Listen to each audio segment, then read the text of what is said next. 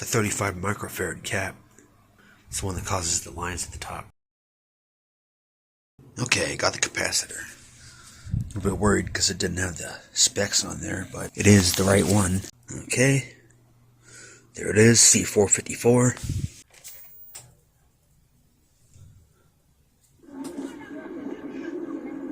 Ready your weapon.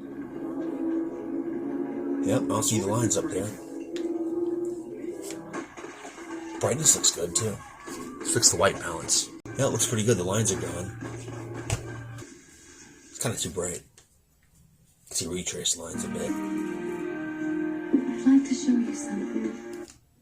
Oh, that fixed it. Actually, I had the brightness cranked to compensate for the dimness. So let's turn that down a bit. Put it on default settings. Let you get up to $500 of your pay. Shut up. Well, child, Damn it. Damn switch that was causing the flashing. So I swapped it out with the other one. Come on, do the thing again. What do you think? You bastard. I think we're going to have trouble with this, Dame. Ladies and gentlemen, I'm going to sit down. I'm going to test your mental coordination with a little sit down. Doesn't look that great.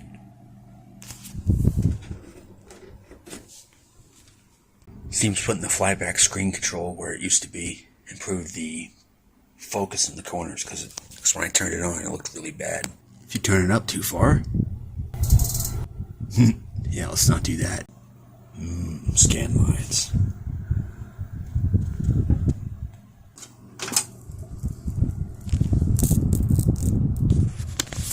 It's not even doing the flickering thing yet, where it gets dim and gets bright again. That red looks great, better in person.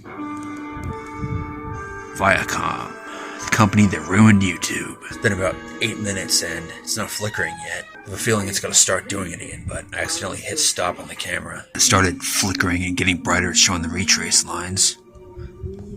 Or bad caps by the flyback. Excuse me. Yeah, there you go. Just saw it flash. And again. So is it alright? Keeps getting brighter and going back to normal. C512's looking a bit crusty. Doing the same thing the other one did. Took out C455, and we have another crusty. So now let's test that one. Oh, that says it all, doesn't it? Hell, it's right up against it. Look at it. See how it's kind of gold? Like I said, I'm going to leave those alone. They're for audio. We have no audio problems. Missing C455. Where the hell did it go? There's all four right there. Let me see what 455 is. See, 455 is 1025. You saw how the leads were all squiggly, right? Well, that helps it lock in to the board. Look, it's perfectly flush with the board. There it is right there. Right there. I'm going to touch up some more solder joints, too. TV's back together. It's not going to start flickering as soon as I turn it on. Well, maybe it will. Original batteries in here.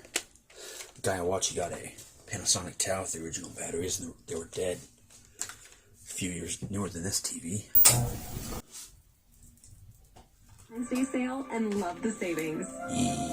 Only at K. And the yoke is crooked. That's weird because it's perfectly straight. What the hell? Look, the brightness doesn't do a damn thing.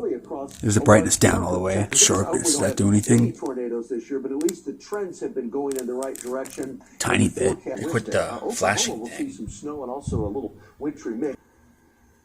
The Trinitron looks better than this thing does. Yoke's perfect. It flickered again. Let's lock the focus. Here, you see the damn retrace lines again. You see it flickering? Checked all the solder joints, all the connections, everything's fine. See, there it is. Looks normal now. It doesn't have the red tint. That's weird. No, it looks fine now. Brightness works. The background's a little bit purplish, like maroon. Just can't see because I have the camera set a certain way. It's just the littlest difference. Seems weird.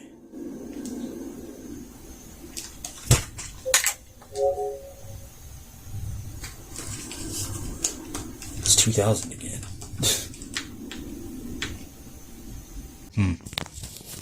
Yeah, I'm giving up on this thing. Trinitron's way better than this thing, and it's 34 years old. This thing's totally worn out. Okay, so one thing that happened, it quit flickering. Hasn't done that in a few minutes. So I'm gonna use it for a few hours, see what happens then. Okay, now it's doing it again.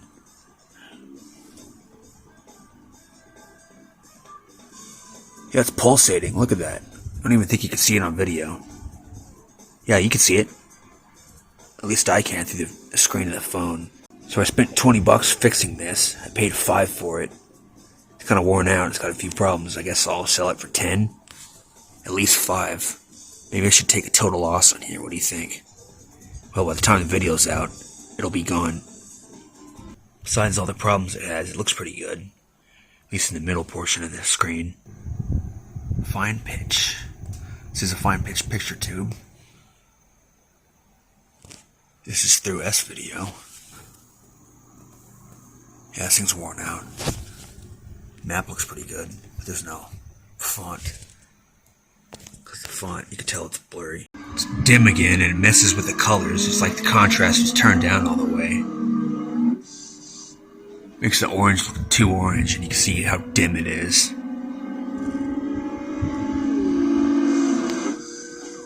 At 8 in the morning, I'm going to upload this to Facebook Marketplace for $10. If no one cares, by 12, I'll make it free. Getting ready to move the Panasonic.